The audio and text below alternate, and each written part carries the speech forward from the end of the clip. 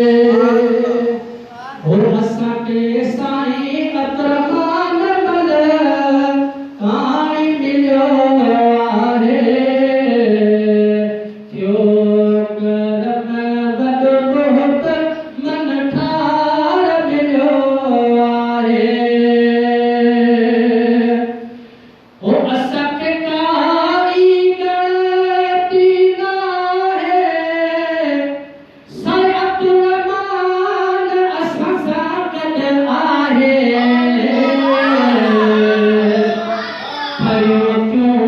ऐं अलॻि करार